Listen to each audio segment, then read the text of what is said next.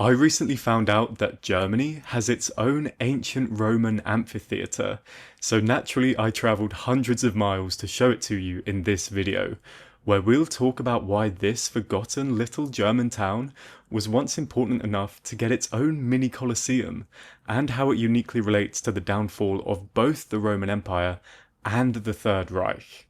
This is the town of Xanten, which sits in the very northwest of Germany along the Rhine between Cologne and the Dutch border, and whose story is a fascinating cycle of rise, fall, and rise again.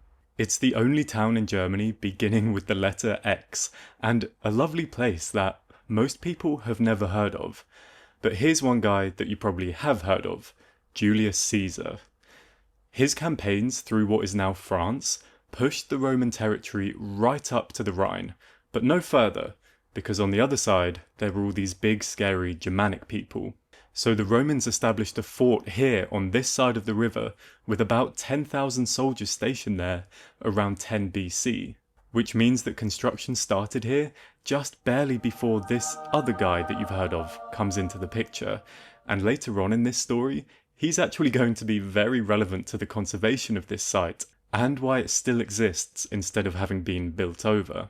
The original fort here was a launching point for Roman campaigns into Germania, some of which almost didn't fail, although some of them, like their famous away match against the big scary Germans at Teutoburg Forest, failed badly enough to signal the beginning of the end of Roman dominance and expansion. This, coupled with chaos and civil wars back in Rome, left the area vulnerable to raids by the local tribes, and the Roman base here was eventually destroyed in a revolt. So after the civil wars, when a new emperor wants to repair Rome's tough guy image and reassert strength and permanence on the frontiers, what better propaganda project to invest in than going back to this spot on the Rhine and building not just a fortress, but a modern city? And that's how we get this version of the settlement, Colonia Ulpia Traiana, inaugurated later under Emperor Trajan, who bestowed upon it the status of colony, the highest honour for Roman cities. Sitting right where the Rhine meets other rivers, the colony of course became a hugely profitable trading hub, allowing it to spend big on these huge defensive walls, temples, bathhouses supplied by state-of-the-art aqueducts, and what I was most jealous of, homes with underfloor heating. Still being able to walk around the full original grid-shaped footprint of this city today is a really unique experience, and the lovingly reconstructed buildings and gardens really sell the immersion, along with an extensive on-site museum and mock-ups of Roman interior design choices. But the main attraction was, and undoubtedly still is, this amphitheater. The colony was granted its own mini colosseum, seating about 10,000 spectators who would come here to see gladiator fights, animal hunts, and public executions right on this spot. Building the entire city was essentially a projection of Roman power, but this amphitheater in particular was a major flex to show that even so far from Rome, up here where it was much colder, residents could engage in cultural events and still feel like they belonged to the bigger picture. And stood here on the lovingly reconstructed banks of seating that stand on top of the original foundations, it's easy to imagine the atmosphere that must have accompanied events here. It featured a clever system of pulleys and trapdoors that was used to dramatically lift entertainers into the arena, or to add new exotic animals into an ongoing brawl. Ultimately though, power plays like this city could only stem the tide of Roman decline and keep barbarians from the gate for so long, and more raids by Franks and Germans led to the slow downfall and eventual abandonment of the colony over the next few centuries. In all, not an entirely unfamiliar story for Roman settlements in this area, so the question remains, why can I come and walk around this one in the open air when other Roman cities in Northern Europe like London or Cologne are completely underground? In other words, why is Xanten not built on top of the Roman city? The answer, like I said earlier, is basically because Jesus. But to be more specific, the answer actually lies in this amphitheater, and in one specific event that may or may not have happened inside of it. The late Roman Empire went through a long period of religious persecutions, feeding a lot of Christians to a lot of lions in a lot of amphitheaters, including this one. And Romans didn't bury the dead within their city walls. They had cemeteries a fair way out, meaning that they gradually built up an out-of-town mass grave with the bones of dead Christians who refused to convert, which again is actually nothing unusual for that era, of course, until Christianity eventually becomes mainstream, meaning that that's no longer just a mass grave.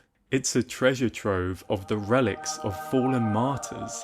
And enough people go to these graves to worship them that a chapel is built on the site, and the medieval town, of course, spreads out from the chapel until one day you replace it with an enormous cathedral, and suddenly you have Xanten.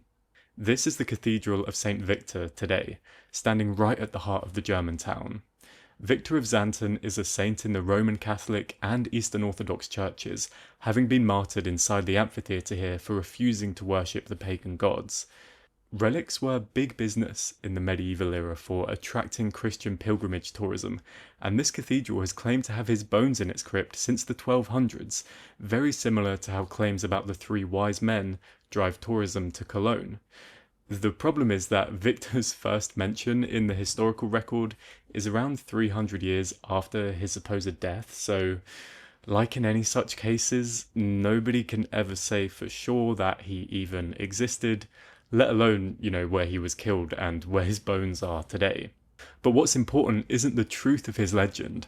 What's important is the truth of the belief in his legend.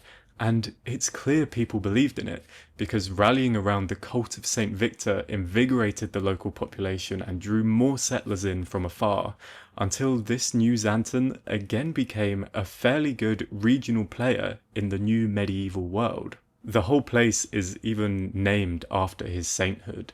The town was, of course, partly built by using the ruins of the old Roman city next door as a kind of open-air quarry from which stone could be looted, which contributed to the ruins' poor conservation over the next 1,000 years. The medieval cathedral itself was then badly damaged in World War II, where Xanten once again came into sharp focus. Allied troops coming from the west faced extreme resistance in these first few towns across the Dutch border, as German morale had not yet sunk to the lows that it eventually would, and Xanten was only liberated after days of intense house-to-house fighting that cost the lives of over 400 Canadian troops. But unlike other areas of West Germany that also had to rebuild after the war, Xanten had one very particular currency it could spend to get people interested in it again: the unobstructed ruins of a Roman city on the edge of town. And in the 1970s, when excavation and reconstruction of this site first started, the dig allowed Germany and its near neighbours to kind of distract themselves from the recent, very fraught relationships and focus on common ground in learning about a shared pan-European history.